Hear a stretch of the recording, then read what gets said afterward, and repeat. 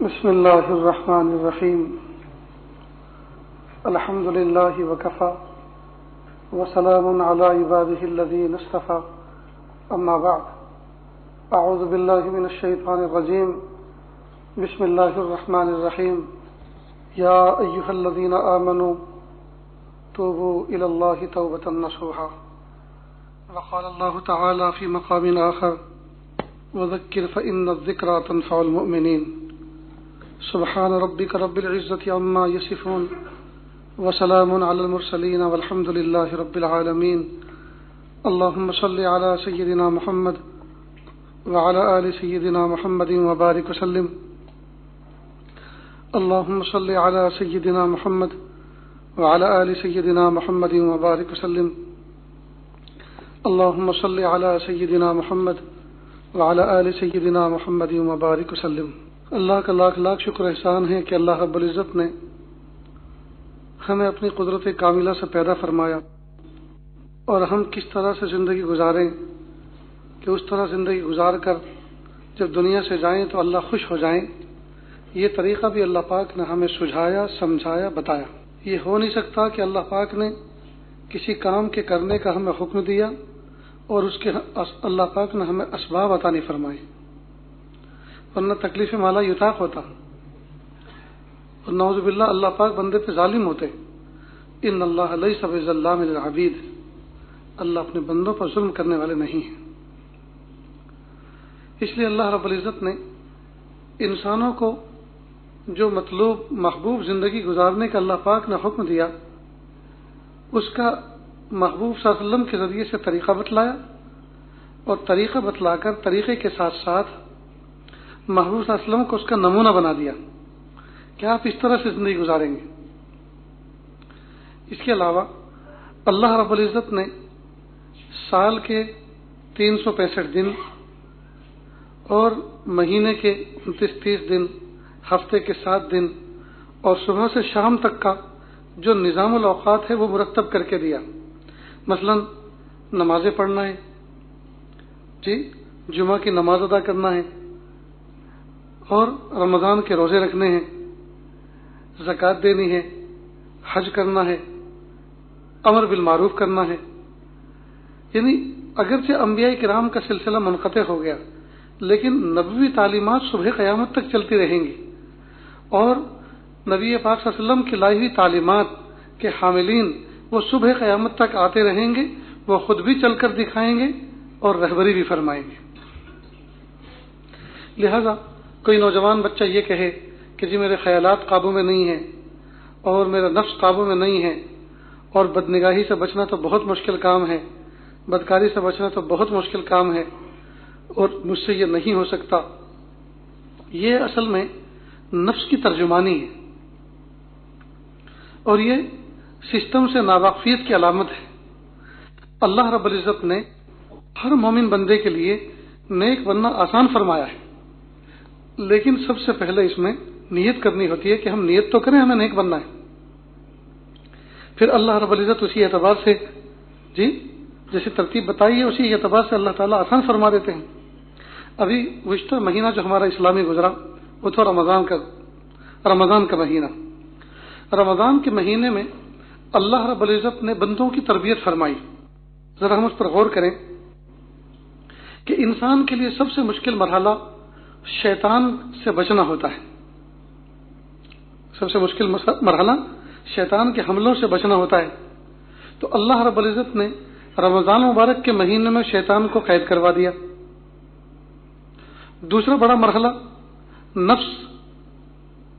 نفس سے مقابلہ کرنا ہوتا ہے، تو اللہ پاک نے اس نفس کے لیے روزہ رکھنے کا حکم دیا، بھوک اور پیاس کے ذریعے سے اس نفس کو چرمرا دیا۔ تو دو دشمن انسان کو نیک بننے میں جو مانے ہیں، دو دشمن ایک شیطان اور ایک نفس۔ تو شیطان کو اللہ نے قید کروا دیا تھا اور نفس کو اللہ پاک نے چرمرا دیا تھا، کمزور کر دیا تھا۔ اب اللہ پاک نے بندوں کو کہا کہ اب آپ عبادت کرو، اور چونکہ وقت تھوڑا ہے اور تمہیں بہت کچھ پانا ہے تو ہم ذرا ریٹ بھی بڑھا دیتے ہیں، لہذا نفلوں کے ثواب فرضوں کے برابر اور فرضوں کو 70 فرضوں کے برابر کر دیا۔ تو ایک تو ریٹ بڑھا دیا تاکہ تھوڑے دنوں میں زیادہ سے زیادہ نیکیاں حاصل کی جا سکیں. اور دوسرا کام یہ کیا کہ اللہ رب العزت نے اس مہینے کے اندر ایک خاص ذوق بنا دیا. مثلا رمضان مبارک میں قرآن پاک کی تلاوت کرنے میں جتنی طبیعت چلتی تھی غیر رمضان میں اتنی نہیں چلتی. رمضان میں 3 پارے پڑھ لیتا تھا آدمی جی، اور حافظ تو ماشاءاللہ 10 پارے بھی پڑھ لیتے تھے، جبکہ غیر رمضان میں اتنے تلاوت نہیں کر پاتا. تو جب رمضان مبارک میں 3 پارے پڑھنے کا نظرہ خواہ عادی بنا تو غیر رمضان میں کم از کم ایک قرآن پاک تو پڑھے، ایک پارہ تو روزانہ پڑھے. خیر، تو نفس و شیطان کو اس طرح سے قابو میں کر دیا اور اعمال کی طرف رغبت دے دی. طبیعت میں ایسی کشش ڈال دی کہ آدمی اعمال کی طرف لپکے. لہذا نفل پڑھنے کو دل کرتا ہے، تلاوت کرنے کو دل کرتا ہے، ذکر کرنے کو دل کرتا ہے جی، دعائیں پڑھنے کو دل کرتا ہے. تو اللہ نے یہ وجدان عطا فرما دیا. اس کے علاوہ اللہ پاک نے اسپیشل دن اور رات میں 2 کاؤنٹر کھلوائے فرشتوں کے ذریعے سے. وہ کون سے؟ دعا کے، کہ آپ اس موقع پر دعاؤں کے ذریعے سے اللہ کا قرب حاصل کریں. لہذا سحر و افطار کے وقت میں دعا کا ماحول اللہ پاک نے عطا فرمایا کہ مانگو کیا مانگتے ہو جی. اس کے ذریعے سے بھی اللہ پاک نے اپنا قرب عطا فرمایا. اس کے ساتھ ساتھ اللہ رب العزت نے آخری عشرے کی طاق راتیں، یعنی ایک دن آدمی جاگے دوسرے دن آرام کر لے. کتنی بہترین ترتیب! کہ یہ بھی تو ہو سکتا تھا کہ زندگی کے مقابلے میں 10 راتیں کچھ بھی نہیں ہے، 10 راتیں جاگیں، لیکن نہیں، طاق راتیں کہ ایک رات جاگ لے آرام کر لے، ایک رات آدمی آرام کر لے اور دوسری رات جاگ کر عبادت کر لے. چنانچہ طاق راتوں کے اندر اللہ پاک نے کہ جو آدمی اس میں عبادت کرے جی، وہ تو گیا 1000 مہینوں کے برابر عبادت کرنے والا ہے. اللہ اکبر کبیر. اب چند گھنٹے کی رات ہوتی ہے، چند گھنٹے کی رات ہوتی ہے. اب چند گھنٹے کی رات اگر کوئی بندہ جاگ لے اور دن میں آرام کر لے تو کیا حرج ہے؟ تو ایک موقع یہ عطا فرمایا. نیز ہر شب روز میں اللہ پاک لاکھوں کی تعداد میں جہنم کے مستحقین کو جہنم سے نکال کر جنت کا حقدار بناتے. اور آخری شب میں، شب عید میں، چاند رات والے چاند رات میں اللہ رب العزت نے جتنے پورے رمضان مبارک میں جہنم سے جہنمیوں کو آزاد کیا، اللہ تعالیٰ ان تمام کے برابر مجموعی تعداد ان تمام اس کے برابر اللہ پاک اس ایک رات میں مغفرت فرماتے ہیں. نیز پھر اس رات کو اللہ پاک نے اور بیسٹ بنایا، بہت قیمتی بنایا، اور اس کا نام رکھا گیا لیلۃ الجائزہ، کہ یہ انعام کی رات. پھر جب صبح ہوتی ہے عید کی تو اللہ رب العزت آسمان سے فرشتوں کو نازل فرماتے ہیں. ہر گلی کے نکڑ پہ وہ کھڑے ہوتے ہیں اور رسپیکٹ کرتے ہیں، روزے داروں کا استقبال کرتے ہیں، اہلاً و سہلاً کہتے ہیں. اور جب عیدگاہ میں جمع ہو جاتے ہیں تو پھر اللہ رب العزت فرشتوں کو گواہ بنا کر پوچھتے ہیں کیا بدلہ ہے اس مزدور کا جس نے اپنی مزدوری پوری کر لی ہو. تو اللہ فرشتے عرض کرتے ہیں پیارے رب اس کا بدلہ تو یہ کہ مزدور کو پوری مزدوری اس کی دے دی جائے. تو کہا آج اگر یہ اپنے آخرت کے بارے میں کچھ مجھ سے سوال کریں گے تو میں دوں گا، اور اگر دنیا کے بارے میں کچھ سوال کریں گے تو ان کی مصلحتوں پر غور کروں گا کہ یہ چیز دینا ان کے لیے مناسب ہے کہ نہیں، یہ ابھی دینا مناسب ہے یا کچھ وقت کے بعد دینا مناسب ہے، یا یہی چیز دینا مناسب ہے جو مانگ رہے ہیں، یا اس کے بدلے کوئی اچھی چیز دوسری دینا مناسب ہے، یا اس کے بدلے پھر آخرت میں کوئی چیز دینا مناسب ہے. اللہ تعالیٰ حاکم اور حکیم ہیں، لہذا بندوں کی مصلحت پر غور فرماتے ہیں اور پھر فرماتے ہیں کہ میری عزت و جلال کی قسم میں نے تمہارے گناہوں کو نیکیوں سے بدل دیا، جاؤ بخشائے اپنے گھروں کو چلے جاؤ. اب پورے رمضان مبارک میں ایک مہینہ اللہ تعالیٰ اتنے اعزاز کے ساتھ بندوں کو نوازتے ہیں، ایسے اعزازات سے نوازتے ہیں اور ایسی روحانی ترقی عطا فرماتے ہیں. تو 11 مہینے بندہ کھاتا ہے، کماتا ہے، اور ایک مہینہ عبادت کرتا ہے، اطاعت کرتا ہے، اللہ کا قرب حاصل کرتا ہے. بلکہ 11 مہینے میں جو کچھ کباڑا کیا تھا اللہ تعالیٰ ایک مہینے میں اس کی تلافی کر دیتے ہیں. جیسے نئی گاڑی ہوتی ہے تو کم از کم 10,000 کلومیٹر جب چل لیتی ہیں تو ان کے اندر کچھ مینٹیننس آتا ہے، آئل فلٹر اس کو چینج کرنا پڑتا ہے، آئل پانی چینج کرنا پڑتا ہے، گریسنگ کرنی پڑتی ہے، اور ویل الائنمنٹ ہوتا ہے. یہ سب ہو جاتا ہے تو گاڑی اپ گریڈ ہوتی ہے، اور گاڑی جو ہے بالکل اپ ٹو ڈیٹ ہو کر وہ فراٹیں بھرتی ہوئی چلتی ہے. تو اسی طرح گویا اللہ رب العزت 10 مہینے 11 مہینے بندے نے اپنے آپ کو استعمال کیا رف اینڈ ٹف. تو اللہ رب العزت نے اس میں چونکہ معصیت بھی ہوئی، مشتبہات کا بھی ارتکاب ہوا، محرمات کا بھی ہوا، اللہ رب العزت 12ویں مہینے میں اللہ تعالیٰ اس کا مینٹیننس جو ہے وہ سارا کا سارا کلیئر کر دیتے ہیں. اب دیکھیے رمضان المبارک کا مہینہ جب بندے نے طاعت و عبادت کے ساتھ گزارا، اب یکم شوال کی جو دن ہوتا ہے وہ عید کا دن کہلاتا ہے، اور یکم شوال کا جو دن ہوتا ہے وہ خوشیوں کا دن ہوتا ہے. تو 29-30 دن کے جب روزے رکھے تو اللہ پاک نے خوشی بھرا دن عطا فرمایا. اگر مومن بندہ اپنی پوری زندگی کا ہر دن رمضان کے روزوں کی طرح گزارے تو جس دن اس کی وفات ہوگی، جس دن اس کی موت آئے گی، وہ دن اس کی زندگی کا عید کا دن ہوگا، وہ دن اس کی عید کا دن ہوگا. نیز اللہ پاک نے اس رمضان میں ہمیں یہ سبق بھی دیا کہ میرے بندو، تم نے اپنی نگاہوں کی حفاظت کی، اعتکاف کیا، گھر مسجد میں رہے، مسجد کی 4 دیواری کو تم دیکھتے تھے، اس کے باہر تم جا نہیں سکتے تھے، مسجد میں رہے. تم نے بھوک پیاس کے ذریعے سے بہت ساری چیزوں سے احتیاط کی، یہاں تک کہ کھانا حلال تھا، پینا حلال تھا، فواکہ حلال تھے، بیوی حلال تھی، لیکن تم نے صبح سے شام تک مخصوص وقت میں تم نے ان تمام چیزوں سے اجتناب کیا اور حلال چیزوں سے بھی پرہیز کر کے دکھایا. اے میرے پیارے بندو، بھوک کی وجہ سے تم مر تو نہیں گئے، پیاس کی وجہ سے تم چکر کھا کے گر تو نہیں گئے، تمہیں کچھ بھی تو نہیں ہوا، اور تمہاری صحت کتنی اچھی. تو جب حلال چیزوں سے تم نے پرہیز کیا اور تمہیں کچھ بھی نہیں ہوا، اب حرام چیزوں سے تمہیں ہمیشہ کے لیے بچ جانا چاہیے. یہ اللہ پاک نے ہمیں بین السطور یہ سبق دیا کہ جب حلال چیزوں سے تم بچے رہے اور تمہیں کچھ نہیں ہوا، اب حرام چیزوں سے تمہیں ہمیشہ کے لیے بچ جانا چاہیے.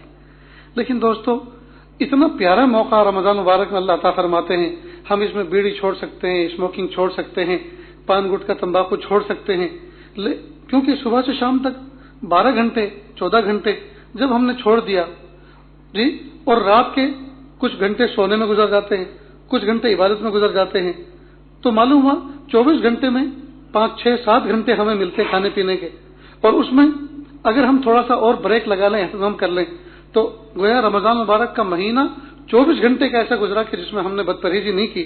تو اگر کوئی آدمی اپنی زندگی میں یو ٹرن لینا چاہے تو دوستو بہت بہترین چانس ہے، بہت بہترین موقع ہوتا ہے رمضان کا.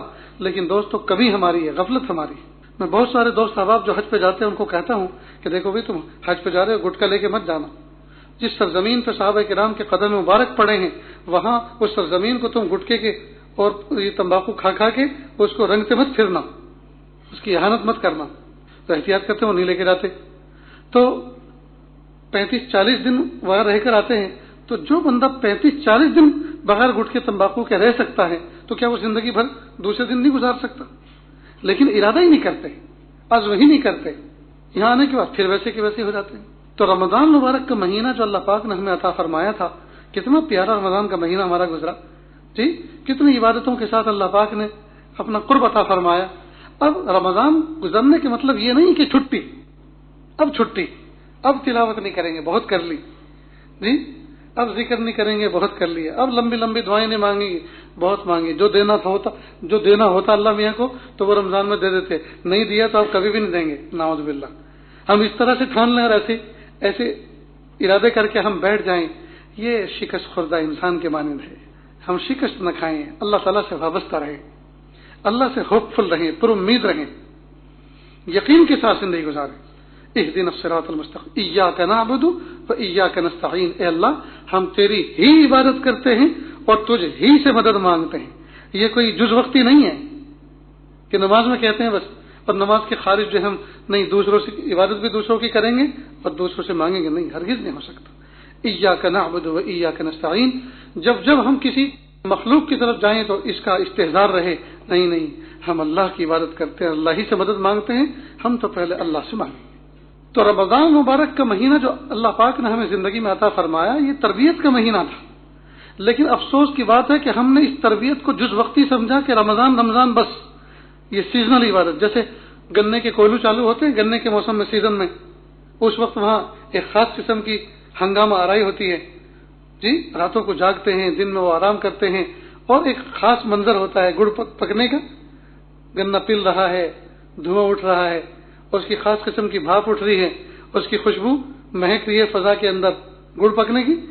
تو اب یہ سیزن آیا، اور اس کے بعد پھر کہا وہ ٹولہ کہاں چلا گیا، ادھر سے کھیت سے جو چمنیاں اٹھتی جس میں دھواں اٹھتا تھا اور یہاں جو ایک شور ہوتا وہ کیا ہوا، کہا کہ وہ تو گنے کا سیزن ختم ہو گیا جی۔ تو ایسے ہی کہ بھئی یہ رمضان میں مسجدوں کے اندر جو لائٹیں جلتی تھیں اور تلاوت کی گنگناہٹ کی آواز ہوتی تھی جی، اور یہ جو عبادتیں ہوتی تھیں اور یہ جو قرآن پاک سے گنگنایا کرتے تھے، اب یہ کیا ہوا کہ جی وہ تو سال میں ایک مہینے کا آتا ہے، وہ ایک سیزن ہوتا ہے۔ لا حول ولا قوت الا باللہ، کیا صرف بس عبادت کا سیزن ایک مہینے کا؟ کہ اللہ پاک نے زندگی بھر ہمارے لیے عبادت نہیں رکھی ہے؟ کہ اللہ پاک نے اپنے قرب کا صرف ہمیں ایک ہی مہینہ دیا، اس کے بعد قرب کے چانس نہیں رکھے؟ نہیں دوستو، اللہ کا قرب تو ہمارے اوپر فرض عین ہے۔ ہم ہر ایک شخص کو چاہیے کہ ہم اللہ کا ذاتی قرب حاصل کریں۔ انفرادی طور پر ہر شخص کے اوپر یہ فرض ہے کہ وہ اللہ کا قرب ڈھونڈے۔ ایسا نہیں ہے کہ گاؤں کے اندر ایک دو اللہ کے مقرب بندے ہوں گے تو بس کافی ہو جائے گا اور ہمیں اللہ کے قرب کی ضرورت نہیں ہے، تو کیا قرب نہیں ہے تو کیا بہت چاہیے؟ نعوذ باللہ۔ تو جو فضا ہم نے سجائی تھی رمضان میں اور صبح و شام میں، اگر ہم اپنی زندگی پر یہی فضا طاری کر لیں، سبحان اللہ سبحان اللہ، ہمارے دن بھی سہانے ہو جائیں گے، ہماری راتیں بھی سہانی ہو جائیں گی۔ اس لیے رمضان مبارک کا مہینہ تو اللہ پاک نے دے کر فرض کر کے اللہ پاک نے بندوں کو ہمت دلائی کہ جیسے چھوٹے بچے دوائی نہیں کھاتے تو جبرن ان کو دوائی کھلاتے ہیں، یہ جو ماں باپ کی طرف سے تھوڑا سا جور اور جبر ہوتا ہے، اس کے ہاتھ پیر پکڑ لیے جاتے ہیں، اسے دبوچ لیا جاتا ہے چھوٹے منع کو گود میں، اور پھر چمچی منہ میں ڈال کے ماں وہاں تک نہیں نکالتی جب تک کہ وہ نیچے نہ نگل لے دوائی کو۔ تو بظاہر یہ جور اور ظلم معلوم ہوتا ہے، بظاہر یہ سختی معلوم ہوتی ہے، سختی نہیں، اسی میں تو شفقت ہے، اسی میں تو رحمت ہے۔ ٹھیک اسی طرح یہ بھوکا پیاسا جو اللہ پاک نے سردی گرمی میں دھوپ چھاؤں میں اللہ پاک نے رکھا، یہ بظاہر سختی معلوم ہوتی ہے، لیکن نہیں، اسی سختی کے پیچھے تو اللہ پاک نے اپنی رحمتوں کو چھپا کے رکھا ہوا ہے۔ لہذا رمضان المبارک کے قریب میں یہ دوسرا مہینہ چل رہا ہے، لیکن افسوس کی بات ہے کہ بخشے بخشائے ہم عید کے دن عیدگاہ سے اپنے گھروں کو آتے ہیں اور رمضان مبارک میں جو کچھ کمایا تھا اس کا 25% تو تقریباً اسی دن ضائع کر دیتے ہیں۔ فلم دیکھتے ہیں، مووی دیکھتے ہیں۔ اس دن جس طرح سے شادی بیاہوں میں کئی مرتبہ لوگ نمازیں نہیں پڑھتے، اچھے خاصے نماز پڑھنے والے اس دن نماز نہیں پڑھتے، کیوں؟ اس لیے کہ وہ میک اپ کروا کے جاتے ہیں، بیوٹی پارلر میں بال بنوا کے جاتے ہیں، وضو کریں گے تو سب دھل جائے گا نا، اور اوریجنل کلر نکل آئے گا، لیپا پوتی کروا کے گئے ہیں اب اوریجنل کلر نکلے گا۔ سنا ہے بہت سی دلہنوں کو بیوٹی پارلر میں لے جاتے ہیں اور ان کا میک اپ کرواتے ہیں، اور وہ روتی ہے تو ماں کہتی ہے نہیں بالکل مت رو، اس لیے کہ روئے گی تو 2 آنسوں کی لڑی گرے گی اور رخسار پہ جب وہ بہیں گے تو نالی بن جائے گی نا، نالی بنے گی، اور وہاں اس کے نیچے سے اصل کلر دکھے گا، اس لیے کہ بہت ڈھونڈا لگے گا۔ نہیں ہرگز مت رو۔ تو اس کے آنسو بھی صاف کرتے ہیں تو ہتھیلی سے نہیں صاف کرنے دیتے بلکہ ٹیشو پیپر کے کنارے سے پلکوں سے صاف کیے جاتے ہیں۔ واہ واہ۔ اور وضو نہیں، نماز بہت پڑھی اور انشاءاللہ زندگی پڑھی ہے، پڑھتے رہیں گے، آج مت پڑھو، اور کم از کم 3 دن مت پڑھنا۔ کیوں؟ اس لیے کہ 3 دن تک تم دلہن بن کے رہو گی، دیکھنے دکھانے والا آئیں گے، اس کے بعد تو پھر سب نئے پرانے ہو جائیں گے، اس لیے 3 دن تک مت پڑھنا۔ لا حول ولا قوت الا باللہ۔ کتنا بڑا دھوکہ چل رہا ہے۔ تو جس طرح سے شادی بیاہ والے نوجوان بچے نمازیں نہیں پڑھتے جی، رکوع سجدے میں جائیں گے تو یہ جو آئرن کروا کے گئے ہیں تو اس میں شکن پڑ جائیں گے، لہذا وہ بیٹھے رہتے ہیں تکلفاً رہتے۔ ٹھیک اسی طرح بہت سے نوجوان بچے عید کے دن نماز نہیں پڑھتے۔ ظہر میں دیکھو مسجدوں میں حاضری، عصر میں، مغرب میں، بہت افسوس کی بات۔ اللہ پاک نے پورے سال کے معاملات کو صاف کیا تھا، فائلیں مینٹین کی تھی کہ میرے بندو دیکھو تم نے 1 مہینہ میری عبادت کی، مجھ سے محبت کا اظہار کیا، عہد و پیمان کیا، جاؤ میرے بندو میں نے تمہیں بخش دیا، میں نے تمہارے گناہوں کو نیکیوں سے بدل دیا، مبدل کر دیا، اب جاؤ بخشائے اپنے گھروں کو جاؤ۔ تو بخشائے گھروں پر آنے پر تو اللہ کا اور شکر ادا کرنا چاہیے، لیکن افسوس صد افسوس کہ اسی دن سے ناشکری شروع۔ نوجوان بچے شکایت کرتے ہیں جی تقوی پہ چلنا مشکل۔ کیسے مشکل؟ اللہ پاک نے ترتیب ایسی بنائی ہے، آپ فجر کی نماز پڑھ رہے ہیں، فجر کی نماز کے بعد آپ کو ظہر کی پھر پڑھنی، ظہر کی پڑھ لی آپ کو عصر کی پھر پڑھنی، پھر امام صاحب کے پاس بیٹھنا ہے، پھر ان کو منہ دکھانا ہے، پھر ان کے پیچھے اقتدا کرنی ہے، پھر ہر نماز کے بعد کسی نہ کسی مسجد میں کوئی نہ کوئی شغل ہوتا ہے، کوئی تعلیم ہوتی ہے، کوئی نصیحت ہوتی ہے جی. تو جب ان کی باتیں سنیں گے، جماعت کی نماز پڑھیں گے، دو نمازوں کے درمیان جو گناہ ہوتے ہیں اللہ پاک معاف فرماتے ہیں. تو کیسے کہہ دیا جاتا ہے یہ آسانی کے ساتھ کہ نیکی کرنا مشکل ہے، گناہوں سے بچنا مشکل ہے؟ اللہ پاک نے ترتیب ہی ایسی بنائی ہے. پھر اللہ پاک نے جمعہ کا مبارک دن دیا، جمعہ کی مبارک شب، جمعرات کا دن گزرنے کے بعد جو جمعہ کی شب آتی ہے، کتنی پیاری شب ہے. اس میں درود شریف پڑھ کے بندہ اللہ کا کتنا بڑا قرب حاصل کر سکتا ہے. اور ایک روایت میں ہے محبوب صلی اللہ علیہ وسلم نے فرمایا اللہم اغفر لی وللمؤمنین والمؤمنات، ایک میں تو یہ ہے، اور ایک میں اللہم اغفر لی وللمؤمنین والمؤمنات والمسلمین والمسلمات، جس میں والمسلمین والمسلمات بھی ہے، مومنین مومنات کے ساتھ. اس کی فضیلت یہ ہے کہ اگر کوئی بندہ 25 سے 27 دفعہ روزانہ اس کو پڑھے گا، اللہ تعالیٰ اس کو مستجاب الدعوات بنا دیں گے. کتنی بڑی فضیلت ہے. اور جہاں صرف اللہم اغفر لی وللمؤمنین والمؤمنات آیا ہے تو اس کی فضیلت یہ ہے کہ جب بندہ کوئی ایک مرتبہ پڑھتا ہے اللہم اغفر لی وللمؤمنین والمؤمنات، تو جتنے مومنین مرد، جتنے مومن عورتیں گزری ہیں، ان تمام کے بدلے ایک ایک نیکی اس کو ملتی ہے. اب مومن مرد اور عورت صرف وہی نہیں ہے جو اللہ کے محبوب صلی اللہ علیہ وسلم پر ایمان لائے، بلکہ ہر نبی کو ماننے والے، ہر نبی کے متبعین وہ مومن تھے. اب حضرت آدم علیہ السلام سے لے کر بشمول اس پیارے محبوب صلی اللہ علیہ وسلم کی امت تک کتنے مومن مومنات گزرے ہیں، لا تعد ولا تحصى. اور جب کوئی بندہ ایک مرتبہ پڑھے گا تو اتنی نیکیاں اللہ تعالیٰ فرمائیں گے، کوئی ٹھکانہ ہے. اب صبح سے شام تک 150 دفعہ اگر پڑھ لیا کرے تو اللہ تعالیٰ نیکی کے اعتبار سے کتنا مالدار کر دیں گے جی. تو اللہ پاک نے ثواب لوٹنے کا بھی کتنا بہترین موقع عطا فرمایا. دوستو کمی ہماری ہے. ایک شخص نے اپنے کچھ جمع پونجی جو کیش تھا 150-200 روپے اس کے پاس، اس نے اس کو جمع کیا اور برف کی دکان پہ جا کے برف کی لادی خریدی، برف کی سل خریدی، اس پہ لاری پر رکھ کر اس کو بیچنا شروع کیا. اب تبتا ہوا دن تھا، دھوپ تھی اور برف کھلا ہوا رکھا تھا، آواز لگا رہا تھا برف لے لو برف، برف لے لو برف، اور برف تھا کہ ہر لمحے پگھل رہا تھا. جب کئی گھنٹے ہو گئے تو بڑے درد بھرے انداز سے کہنا شروع کیا لوگوں ترس کھاؤ اس شخص پر جس کی پونجی ہر لمحے پگھل رہی ہے. یہ لوگوں ترس کھا لو اس شخص پر جس کی پونجی ہر لمحے پگھل رہی ہے. یعنی میرے جو کیش تھے، میری جو اصل پونجی تھی، وہ تو میں نے برف کی شکل میں تبدیل کر دی. اب برف بکے گا تو میری پونجی نفع کے ساتھ واپس آئے گی، ورنہ میری تو پونجی پگھل رہی ہے، میری پونجی تو پگھل رہی ہے. ایک بزرگ فرماتے ہیں کہ برف والے کی صدا سن کر زندگی کی قیمت کا پتہ چلا کہ ہو رہی ہے عمر مثل برف کم، رفتہ رفتہ چپ کے دم بدم. جس طرح برف کی سل پگھلتی ہے اور کوئی شور بھی نہیں کرتی، ہنگامہ بھی نہیں کرتی اور پگھل جاتی ہے اور پتہ بھی نہیں چلتا، ٹھیک اسی طرح جس طرح زندگی کے دن، جس طرح برف کی سل پگھلتی ہے، زندگی کے دن بھی اسی طرح پگھل رہے ہیں. نہ شور ہو رہا ہے نہ ہنگامہ. آج کی صبح کب ہوئی تھی جی؟ 5 بجے، اور اب 2:30 بج چکے. کتنے گھنٹے گزر گئے؟ ان گھنٹوں میں کتنا ہم نے استغفار کیا، کتنی تسبیح و تحمید کی، کتنا درود شریف پڑھا، کتنی تلاوت کی، کتنی ہم نے بدخیالی کی، کتنی بدنگاہی کی، کتنے اچھے کام کیے، کتنے برے کام کیے، کتنا اللہ کی طرف رجوع رہا، کتنے غفلت میں گزرے. ذرا ایک ایک گھنٹے کا حساب لگائیں. 7 سے 8 بجے تک ایک گھنٹے میں ہم نے کیا کیا، 8 سے 9 بجے تک کیا کیا، 9 سے 10 بجے تک کیا کیا، 10 سے 11 بجے تک کیا کیا، 11 سے 12 بجے تک. یہ قیمتی جی سونے چاندی سے بھی قیمتی لمحات زندگی جو اللہ پاک نے مجھے اور آپ کو عطا فرمائے، ہائے ایسے ہی گزر گئے. اور یہ تو آج کا حساب ہے، آج کے جنرلی حساب ہے. زندگی کے کتنے سال، کتنے قیمتی مہینے، کتنے دن، کتنے شب و روز ایسی غفلت میں گزر گئے. اس لیے ہم ذرا ہوش میں آئیں اور زندگی کو قیمتی بنائیں. اپنی زبان کو اللہ رب العزت کی یاد سے جی اللہ کے ذکر سے تر کریں. اپنے دل کو اللہ کی محبت سے بھریں.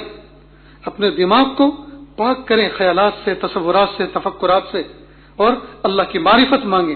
اللہ کی معرفت مانگیں. کتابوں میں لکھا ہے کہ موت کا فرشتہ، روح قبض کرنے والا فرشتہ اللہ کے نیک بندوں کی جب روح نکالنے کے لیے جاتا ہے تو وہ کانپتا ہے کہ کہیں ایسا نہ ہو کہ ان کی روح نکالنے مجھ سے کچھ بے ادبی ہو جائے، مجھ سے کچھ بے ادبی ہو جائے. جیسے کوئی بہت بڑا کوئی بہادر شخص ہو، بہت بڑا کوئی کیپیبل آدمی ہو، تو ڈاکٹر بھی جب اس کو دیکھتا ہے یا آپریشن کرتا ہے تو کئی مرتبہ سوچتا ہے کیس بگڑ نہ جائے، مجھ سے کوئی گستاخی نہ ہو جائے۔ ایک مرتبہ یہ عاجز کسی ڈاکٹر کے یہاں گیا اور ڈاکٹر سے ملنے والے بہت محبت کرنے والے، اب میں نے کہا انجیکشن بھر رہے ہیں اور وہ ہاتھ کہاں پر، میں نے کہا یہ کیا ہے؟ تو کہا حضرت آپ کی وجہ سے۔ میں کہا پھر بھائی کسی اور سے لگوا دو۔ کہ سب کو جب لگاتے ہیں آپ ایسے ہاتھ کانپتے نہیں، آپ کی وجہ سے کانپ رہے ہیں۔ میں کہا مجھ سے کیا ڈر لگ رہا ہے آپ کو؟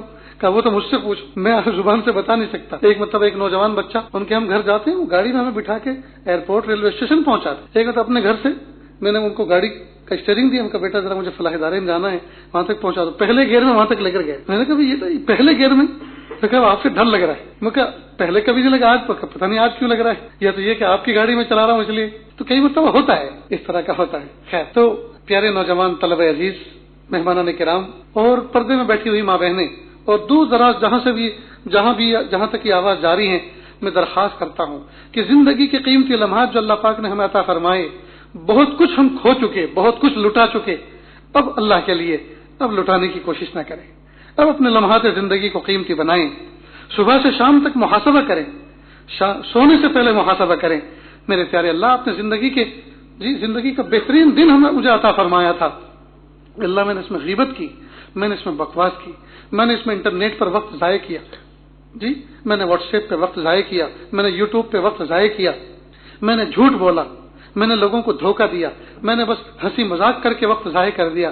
اللہ قرآن پاک تو کھول کے بھی نہ دیکھا، تسبیح تو پھرا کے بھی نہ دیکھی، کتاب کا مطالعہ نہ کیا، گھروں کے اندر کتابیں انتظار کر رہی ہیں، کوئی ہاتھ لگانے والا نہیں۔ اس لیے روزانہ محاسبہ کر کے اور استغفار کر کے، اور یہ جو میں نے بتایا اللہ مغفر لی وللمؤمنین والمؤمنات، اگر ہم اس کا معمول بنائیں تو اللہ تعالیٰ کتنی ساری نیکیاں عطا فرمائیں، استغفار کا استغفار ہو جائے گا اور نیکی کی نیکی ملے گی انشاءاللہ۔ تو کریں گے نا انشاءاللہ۔ ایک بہت اہم بات، ایک انسانیت کے ناطے، ایک عالم ہونے کے ناطے اور ایک آپ کا بھائی ہونے کے ناطے، ایک محب وطن شہری کے ناطے آپ کے سامنے عرض کرنی ہے، وہ یہ کہ وطن عزیز کی فضا کچھ مقدر ہوتی نظر آ رہی ہے۔ آئے دن ہر جگہ سے کچھ نہ کچھ خبریں ایسی آتی ہیں کہ فلاں مارا گیا، فلاں سے فلاں لفظ کہلوایا گیا، اور نہیں کہا تو اس کو مار دیا، یا کہا تو پھر بھی مار دیا۔ اسلام کی واضح تعلیمات ہیں، واضح تعلیمات، لا اکراہ فی الدین، دین کے اندر کوئی زبردستی نہیں، لہذا کسی بھی شخص کو یہ نہیں کہا جا سکتا تم کلمہ پڑھو تو تمہیں جینے دیں گے ورنہ مار دیں گے۔ اسلام کی تعلیمات ہیں، زبردستی کلمے کا اعتبار ہی نہیں۔ لیکن کچھ برادران وطن وہ زبردستی کر رہے ہیں کہ یہ کہنا پڑے گا۔ آج تک ہم نے کسی سے کلمہ نہیں پڑھوایا، آج تک کسی کو زبردستی قرآن نہیں دیا، آج تک کسی کو زبردستی کوئی چیز کھانے پہ مجبور نہیں کیا۔ کیوں کریں ہم؟ نہ ہمارے نبی نے یہ تعلیم دی، نہ ہمارے دین نے یہ تعلیم دی، نہ انسانیت کی یہ تعلیم، نہ انسانیت کا یہ تقاضا ہے۔ زبردستی کفریہ جملے بلوائے جاتے ہیں، اور پھر کیا ہوتا ہے کہ ان کی دل کی بھڑاس نہیں نکلتی تو پھر وہ مارتے ہیں، یہاں تک کہ ختم ہی کر دیتے ہیں۔ اسلام نے بزدلی کی موت مرنے کی تعلیم کبھی نہیں دی، اسلام نے بزدلی کی موت مرنے کی تعلیم کبھی نہیں دی۔ من قتل دون مالہ فہو شہید، من قتل دون عرضہ فہو شہید، جو اپنی عزت کو بچانے میں مرا وہ شہید، جو اپنے مال کی حفاظت میں مرا وہ شہید۔ تو شہادت کے تو مرتبے ہیں، شہادت کے تو درجے ہیں، تو ہم کیوں ایسے ہی چلے جائیں؟ وطن سے محبت کرنا یہ ہمارا جذبہ ہے، وطن کی سرحدوں سے محبت کرنا ہمارا جذبہ ہے، وطن کے ذرے ذرے سے محبت کرنا ہمارا جذبہ ہے۔ اسی سرزمین پر حضرت آدم علیہ السلام آئے تھے، یہ ہمارے باپ کی سرزمین ہے، باپ کے گھر سے کون کسی کو نکال سکتا ہے؟ اتنی بات سمجھ گئے؟ تو وطن سے محبت یہ ہمارا جذبہ ہے، وطن سے وفاداری یہ ہمارا جذبہ ہے۔ لیکن اس وطن میں رہتے ہوئے اگر کوئی شخص ہمیں ظلم کرے تو ہمیں ظلم کرنا بھی نہیں آتا، لیکن ظلم سہنا بھی نہیں آتا، ظلم ہمیں سہنا بھی نہیں آتا۔ لہذا اپنا دفاع بھرپور کیا جائے، یہ قانونی بھی حق ہے، اخلاقی بھی حق ہے، انسانیت کے بھی حق ہے اور دینی بھی حق ہے۔ جب کبھی ایسی کوئی بات آ جائے ہرگز ایسے نہ جائیں 2 5 100 50 10 کو جہنم رسید کر کے جائیں۔ بات سمجھ میں آگے؟ ہاں، جن دانتوں سے گوشت کھانا سیکھا ہے اور زندگی ہو گئی دانتوں سے اور ہاتھوں سے بوٹی کی کشتی کرتے کرتے، کیا اس موقع پہ کسی کو چبایا نہیں جا سکتا؟ اس وقت کسی کو جو ہے ایسا منہ نہیں مارا جا سکتا کہ زندگی بھر یاد رکھے؟ ہرگز نہیں، یہ بالکل بزدلی نہیں ہے۔ اچھی طرح سے سن لیں، اگر کوئی اخبار نویس کوئی میڈیا والا بھی سن رہا ہو، لکھ رہا ہوں، اچھی طرح سے نام بھی میں بتا دوں، فون بھی بتا دوں، اپنا پتہ بھی بتا دوں، کہاں رہتا ہوں، اور سب کو پتا ہے، دل کھول کے یہ بات کہہ رہا ہوں، بالکل ڈرنے کی ضرورت نہیں ہے۔ قانون بھی ہمیں اس کی اجازت دیتا ہے کہ ہم اپنی آتما رکشا، اپنی عزت کی خود حفاظت کریں۔ بات سنوا گئی؟ اس لیے ہمیں کسی پہ ظلم کرنا نہیں ہے، ہمیں کسی کو ختم کرنا نہیں ہے، مارنا نہیں ہے، لیکن جب جان پر آ بنے تو پھر جان لے کے چلے جائیں۔ وفا کرو گے وفا کریں گے، جفا کرو گے جفا کریں گے، ہمیں انسان تمہارے جیسے جو تم کرو گے وہ ہم کریں گے۔ ہاں، بہت دن ہو گئے ظلم سہتے سہتے، بہت دن ہو گئے، اس لیے اب بس بندھن سب ٹوٹ گئے۔ اس لیے اچھی طرح سے علماء اپنی ذمہ داری کو نبھائیں۔ منبر و محراب سے صرف تسبیح اور مصلی کی تعلیم نہیں دی جاتی، ان منبر و محراب سے امت کو جینے کا، سر اٹھا کے چلنے کا سلیقہ بھی بتائیں۔ اسلام نے کہیں بھی بزدلی کی ہمت افزائی نہیں کی ہے، بزدلی کی ہمت شکنی کی گئی، حوصلہ شکنی کی گئی، اور بہادری کی ہمت افزائی کی گئی۔ اس لیے بالکل ڈرنے کی ضرورت نہیں ہے، تقوی کے ساتھ رہیں، حلال کھائیں، حلال کمائیں، ایک دوسرے کا تعاون کریں، انسانیت کی فروغ کے ساتھ، انسانیت کے جذبے کے ساتھ، محبت کے جذبے کے ساتھ زندگی گزاریں، ایک دوسرے کا ہاتھ بٹائیں، گرتے ہوئے کو سہارا دیں، بھٹکے ہوئے کو راہ بتلائیں، اور جب کوئی ظالم کسی کا ظلم کرے تو اس کا پنجہ موڑ دیں، اور اگر اس نے کچھ چڑھا رکھی ہے، نشہ چڑھا رکھا ہے، تو پھر ایسی پلا دیں کہ چھٹی کا دودھ یاد آ جائے۔ اسلام نے کہیں بھی بزدلی کی ہمت افزائی نہیں کی ہے۔ لہذا اپنی جوانیوں کو ہاتھوں سے ضائع نہ کریں، اپنی کمر کو مضبوط کریں، بہترین ورزش سیکھیں، ایکسرسائز کریں، اپنی صحت کا پورا خیال رکھیں، روزانہ 2 رکعت نماز اہتمام کے ساتھ، صلاۃ التوبہ، صلاۃ الشکر، اور نہ جانے کیا کیا نفلی نیتیں اس میں شامل کی جا سکتی ہیں، سب کر کے پھر اللہ سے دعا کیا کریں کہ اللہ ہمارے وطن کی حفاظت فرما، یا اللہ اس قسم کے جو عناصر ہیں جو لوگوں کے دماغوں کو خراب کر رہے ہیں۔ کہا جا رہا ہے کہ مسلمان مار دیں گے، ختم کر دیں گے، قتل کر دیں گے، اور ان کو قابو میں رکھنے کے لیے یہی کہ اقتدار میں جو پارٹی ہے اسی کو جتاتے رہو۔ بھائی 800 سال تک ہم نے اس ملک کے گیسوں کو سنوارا ہے، کس نے کس کو مارا ہے؟ عجیب بات ہے، ظلم کر کر کے اقتدار حاصل کرتے جا رہے ہیں، اور مظلوموں کو پھر کہا جا رہا ہے کہ یہی ظالم ہے۔ لا حول ولا قوت الا باللہ۔ اس لیے خوب اچھی طرح سے سبق کو سمجھ لیں کہ اچھے اخلاق کے ساتھ جئیں، اچھے اخلاق کے ساتھ رہیں، ایک دوسرے کا باہمی تعاون کریں، گرتوں کو اٹھائیں، بھٹکوں کو راہ دکھلائیں، مظلوموں کو ساتھ دیں، ظالموں کو ساتھ رکھیں۔ اور محبوب صلی اللہ علیہ وسلم کی تو کیا شاندار تعلیم ہے۔ ایک روایت کا ایک مفہوم محبوب صلی اللہ علیہ وسلم فرما رہے ہیں، آپ جو ہیں اپنے بھائی کی مدد کرو، چاہے وہ ظالم ہو یا مظلوم، انصر اخاک ظالما و مظلوما، اپنے بھائی کی مدد کرو، ظالم ہے تو بھی اس کی مدد کرو، مظلوم ہے تو بھی مدد کرو۔ سمجھ میں نہیں آتا، مظلوم کی تو سمجھ میں آ رہا ہے، وہ مار کھا رہا ہے تو اس کو بچا لیا جائے، مدد کر دی جائے اس کی، تو مظلوم کی تو مدد ہو گئی، لیکن ظالم کی کیوں مدد کریں؟ کہا ظالم کی مدد اس کو ظلم سے روک کے کرو، اس کو ظلم مت کرنے دو، تو یہ ظالم کی مدد ہوئی۔ اور مظلوم کی مدد یہ کہ اس پر جو ظلم ہو رہا ہے اس سے اس کو بچاؤ۔ یہ ہے محبوب صلی اللہ علیہ وسلم کی روشن تعلیمات کا حسن۔ یہ نہیں کہا کہ صرف مظلوموں کے ساتھ ہو، تو اس سے تو مظلوموں کے ساتھ ہوں گے تو پھر اس سے بھی اعتدال ختم ہو جائے گا۔ نہیں، ظالموں کو ظلم سے روکو اور مظلوموں کو ظلم سے بچاؤ۔ روکنے کا بھی کام کرنا ہے، بچانے کا بھی کام کرنا ہے، سمجھانا ہے کہ بھئی کیا ہوا ہے تمہیں، ایک ماں باپ کی اولاد ہو کر کیا ہو گیا تمہیں، کیوں بے ہوش ہوئے جا رہے ہو، کس نے تمہیں نشہ چڑھایا ہے، کس نے تمہارے دماغ خراب کیے ہیں، ایک ماں باپ کی اولاد ہو کر۔ تو ان تعلیمات کو خوب اچھی طرح سے سمجھیں، اور جہاں کہیں موقع ملے اسلام کی روشن تعلیمات کو جہاں مخلوط مجمع ہوتے ہیں ان کے سامنے اس کے حسن کو بیان کریں۔ اپنے اخلاق کو سست رہنے کی ضرورت نہیں ہے، غفلت کی بالکل ضرورت نہیں ہے جی۔ زندگی کے جتنے دن بچے ہیں ان کو بہت اچھی طرح سے گزاریں، ان کو بہت اچھی طرح سے گزاریں، گناہوں سے بچیں، حرام کھانے پینے سے بچیں، تقوی اختیار کریں، اللہ کی محبت حاصل کریں، اور اپنی ذات سے کسی کو نفع پہنچائیں، نقصان کسی کو نہ پہنچائیں۔ تو یہ سبق یاد رہے گا۔ اللہ تعالیٰ کہنے سننے سے زیادہ عمل کی توفیق عطا فرمائیں۔ وآخر دعوانا ان الحمد للہ رب العالمین۔ دعا سے پہلے کچھ حضرات یہ نیت لے کر آتے ہیں اور کہا بھی ہے کہ ہم بیعت ہونا چاہتے ہیں، تو یہ عزیز توبہ کی کلمات پڑھاتا ہے، میرے پیچھے پیچھے پڑھتے چلیں۔ بسم اللہ الرحمن الرحیم، لا الہ الا اللہ محمد الرسول اللہ صلی اللہ علیہ وسلم، اشہد ان لا الہ الا اللہ واشہد ان محمدا عبدہ ورسولہ، استغفر اللہ ربی من كل ذنب وأتوب إليه استغفر الله ربي من كل ذنب وأتوب إليه وصلى الله تعالى على خير خلقه محمد وعلى آله وأصحابه أجمعين برحمتك یا ارحم الراحمین۔ اللہ کا شکر ہے، کلمات پڑھنے کے بعد توبہ طائب ہو گئے، اللہ تعالیٰ اس توبہ کو قبول فرمائے۔ ابتدائی طور پر ہلکے پھلکے ذکر و اذکار بتائے جاتے ہیں، اس کے بعد جیسے رابطہ رکھیں گے بتائیں گے، تو پھر انشاءاللہ آگے کے ذکر و اذکار، آگے کے اسباق بعد میں۔ روزانہ صبح شام 3 تسبیح کا اہتمام کریں، استغفار، درود شریف اور تیسرا کلمہ۔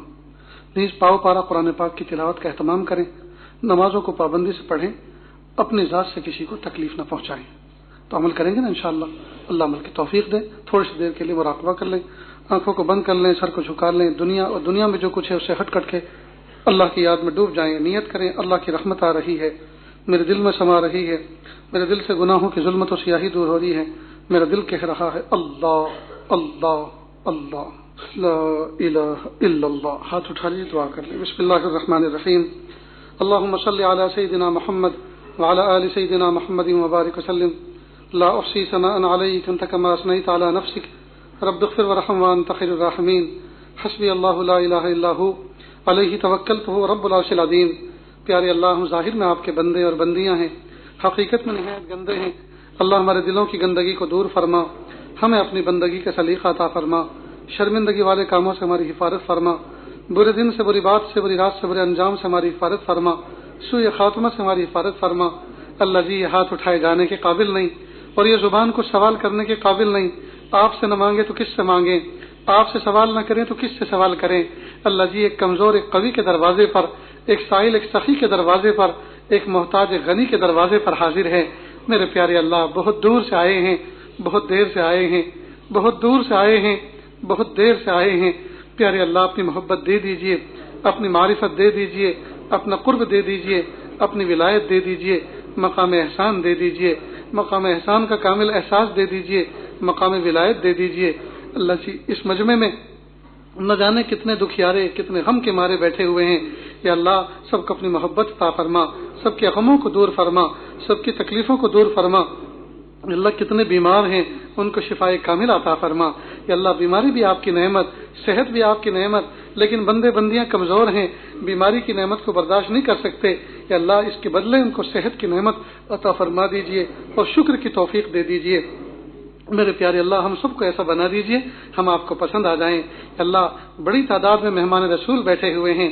پیارے اللہ، مدارس شروع ہو چکے، بچے سینکڑوں کلومیٹر کی مسافت طے کر کے مدارس میں قیام پذیر ہو گئے۔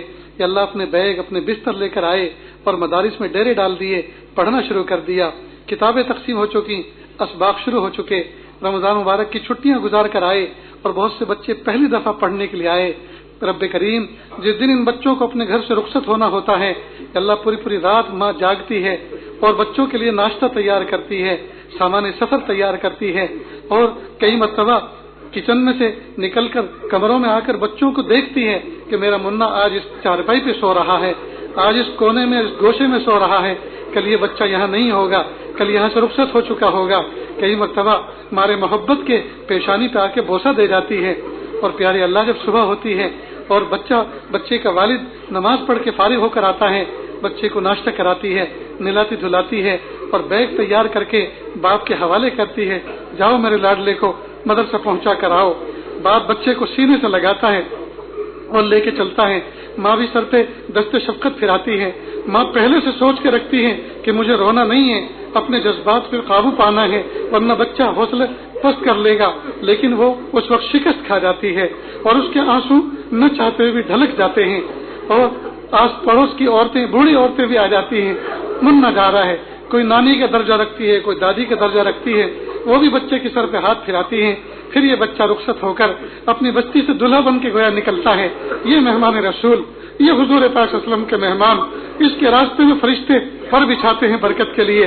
اور جب یہ بچہ مدرسے میں آتا ہے اور مدرسے میں داخل ہو جاتا ہے، اس دن جس دن گھر سے چلتا ہے، گھر میں ماں اس دن کھانا نہیں پکاتی، اس دن باسی روٹی کھا لیتی ہے، اس دن غم کھا لیتی ہے اور سو جاتی ہے، اور بچہ مدرسے میں پڑھنا شروع کرتا ہے، ادھر ماں یاد آتی ہے، باپ یاد آتا ہے، گھر ماحول یاد آتا ہے، راحت یاد آتی ہے، کھانا پینا یاد آتا ہے، لیکن میرے پیارے اللہ سب کچھ برداشت کرتا ہے۔ اللہ جی یہ مہمان رسول اکیلے مدرسے میں نہیں آئے، ان کے پیچھے ان کی ماں کی دعا بھی تو آئی تھی، ان کے پیچھے نانی دادی کی دعائیں بھی تو آئی تھی۔ میرے پیارے اللہ ان دعاؤں کا واسطہ کہ اللہ ان بچوں کو محروم نہ فرمائیے، اللہ کسی کو محروم نہ فرمائیے، سب کو علم نافع عطا فرما، سب کو عمل صالح کی توفیق عطا فرما، کہ اللہ بہترین عالم بنا، کہ اللہ بہترین قاری بنا، کہ اللہ بہترین مفتی بنا، بہترین محدث بنا، بہترین فقیہ بنا، کہ اللہ بہترین اپنا عارف بندہ بنا کہ قبول فرما۔ میرے پیارے اللہ ماں باپ کی محنتوں کو ٹھکانے لگا دیجئے، اللہ ماں باپ کی آنکھوں کی ٹھنڈک بنا دیجئے، اللہ جتنے بچے ایسے نکلے جو نکمے ہو گئے کہ اللہ ماں باپ کے لیے تکلیف کا باعث بن رہے ہیں، کہ اللہ ان بچوں کو ماں باپ کی آنکھوں کی ٹھنڈک بنا دیجئے، بچوں کو ماں باپ کی امیدوں سے بڑھ کر بنا دیجئے، کہ اللہ علم نافع عطا فرما، عمل صالح کی توفیق عطا فرما۔ اللہ جی عرب اور عجم میں آگ لگی ہوئی ہے، اللہ ترس کھا لیجئے، اللہ ترس کھا لیجئے۔ اللہ امت ناپے تولے جانے کے قابل نہیں ہے، اللہ امت آزمائے جانے کے قابل نہیں ہے، اللہ جی آپ ترس کھا لیجئے۔ جہت ستہ سے امت کی حفاظت فرما، جہت ستہ سے امت کی حفاظت فرما، شاعر اللہ کی حفاظت فرما، مساجد اسلامیہ، مکاتب قرآنیہ، مدارس دینیہ کی حفاظت فرما، مراکز اسلامیہ کی حفاظت فرما، اقامت دین کے لیے جتنی کوششیں ہو رہی ہیں اللہ سب کو قبول فرما، اللہ سب کو قبول فرما، کہ اللہ ظالموں کو ہدایت عطا فرما، اور ان کی قسمت میں ہدایت نہیں ہے کہ اللہ ان کے ساتھ قوم عاد و سمود کے معاملہ فرما، کہ اللہ دھرتی کے بوجھ کو ہلکا کر دیجئے، دھرتی کے بوجھ کو ہلکا کر دیجئے، دھرتی کے بوجھ کو ہلکا کر دیجئے، کہ اللہ مومن بندوں کو خوش ہونے کا موقع عطا فرما دیجئے، کہ اللہ راحت کا سانس لینے کا موقع عطا فرما دیجئے، مہربانی کا معاملہ فرما دیجئے، کہ اللہ اس محفل میں جتنے دکھیارے جتنے غم کے مارے بیٹھے ہوئے ہیں سب کے دکھوں کو دور فرما، سب کی تکلیفوں کو دور فرما، کتنے ایسے ہیں جو بے گھر ہیں، بے در ہیں، بے سہارا ہیں، کہ اللہ سب کو سکون و سہارا عطا فرما، کتنے بیمار ہیں ان کو شفائے کامل عطا فرما، کتنے مقروض ہیں ان کے قرضوں کی ادائیگی کی شکلیں پیدا فرما، کتنے ایسے ہیں جن کے جوان جوان بچے اور بچیاں گھروں میں بیٹھے ہوئے ہیں، کہ اللہ ان کو مناسب جوڑے عطا فرما، نیک سارے رشتے عطا فرما، کتنے ایسے ہیں جن کے رشتے ہوئے زمانہ گزر چکا، میاں بیوی میں سچی محبت پیدا نہ ہو سکی، کہ اللہ اس دیواج زندگی کی حقیقی لذت عطا فرما، سچی محبت پیدا فرما، کتنے ایسے ہیں جن کا نکاح ہوئے زمانہ گزر گیا، گود اولاد سے خالی ہیں، اللہ ان کو نیک صالح اولاد عطا فرما، اللہ بیٹی بھی عطا فرما، بیٹے بھی عطا فرما۔ رب کریم کتنے ایسے ہیں یا اللہ جو کرائے کے مکانوں میں تنگ کوٹڑیوں میں رہ رہے ہیں، یا اللہ ان کو کشادہ رحمت والے برکت والے یا اللہ گھر عطا فرما، یا اللہ کتنے ایسے ہیں جو بے روزگار ہیں، یا اللہ ان کو حلال روزگار عطا فرما، تھوڑی محنت میں زیادہ سے زیادہ روزی عطا فرما، جو وقت بچے اسے اپنی یاد میں گزارنے کی توفیق عطا فرما۔ اللہ جی آپ سے مانگ رہے ہیں، اللہ قبول فرما لیجئے، اللہ قبول فرما لیجئے، ہاتھوں کا پیالہ بنا کر آپ سے بھیک مانگ رہے ہیں، اللہ جی دے دیجئے نا، رب کریم دے دیجئے، کہ اللہ اس قابل تو نہیں ہے کہ آپ سے کچھ مانگے، لیکن پیارے اللہ آپ کے علاوہ کوئی چارہ بھی تو نہیں ہے، کہ اللہ آپ ہی دے دیجئے نا، آپ ہی دے دیجئے، اپنی محبت دے دیجئے، معرفت دے دیجئے، قرب دے دیجئے، ولایت دے دیجئے، مقام احسان دے دیجئے۔ اللہ زندگی کا قیمتی حصہ غفلتوں میں گزر گیا، اب نہیں پتا زندگی کی شام کس گلی میں ہوگی اور کس حال میں ہوگی۔ اللہ جی ہم دنیا سے اس حال میں جانا چاہتے ہیں، آپ ہم سے راضی ہوں، ہم آپ سے راضی ہوں، حقوق العباد ادا ہو چکے ہوں یا معاف ہو چکے ہوں، حقوق اللہ ادا ہو چکے ہوں یا معاف ہو چکے ہوں، آپ ہم سے راضی ہوں، ہم آپ سے راضی ہوں۔ مبارک دن ہو، مبارک گھڑی ہو، مبارک لمحہ ہو، مبارک کلمہ زبان پر جاری ہو، تصدیق قلبی ہو، اقرار لسانی ہو، کہ اللہ اس حال میں دنیا سے اٹھائیے۔ میرے پیارے اللہ ہم آپ سے بھیک مانگ رہے ہیں، یہ بھیک ہمیں دے دیجیے، یہ بھیک ہمیں دے دیجیے، یہ بھیک ہمیں دے دیجیے۔ کہ اللہ مہربانی کا معاملہ فرما، عافیت کا معاملہ فرما، رحم کا معاملہ فرما، میرے پیارے اللہ رحم کا معاملہ فرما۔ عرب اور عجم میں آگ لگی ہوئی ہے، اللہ ترس کھا لیجیے، اللہ ترس کھا لیجیے، رب کریم ترس کھا لیجیے۔ یا اللہ کیسا دور ہے، اپنے بیگانے ہو گئے ہیں، یا اللہ اپنے بیگانے ہو گئے ہیں، انسانوں میں رہتے ہوئے یا اللہ جانوروں میں رہنے کا تصور ہو رہا ہے، بلکہ جانوروں سے اتنا ڈر نہیں لگتا کہ جتنا انسانوں کو انسانوں سے لگ رہا ہے۔ اللہ انسانوں کو کیا ہو گیا، یہ کیوں ایک دوسرے کا خون بہا رہے ہیں، یہ کیوں ایک دوسرے کو مار رہے ہیں، یا اللہ کیا مل رہا ہے ان کو۔ اے میرے پیارے اللہ انسانوں کو انسانیت کا سبق سکھا دیجئے، انسانوں کو انسانیت کا درس دے دیجئے، کہ اللہ انسانوں کو انسانیت کا مقام سمجھا دیجئے۔ رب کریم آپ سمجھا دیجئے، آپ سمجھا دیجئے، اللہ دلوں کو بدل دیجئے، ذہنوں کو بدل دیجئے، رحم کا معاملہ فرما، عافیت کا معاملہ فرما، کہ اللہ جو مانگا عطا فرما، جو مانگنے سے رہے گا وہ بھی عطا فرما۔ اللہ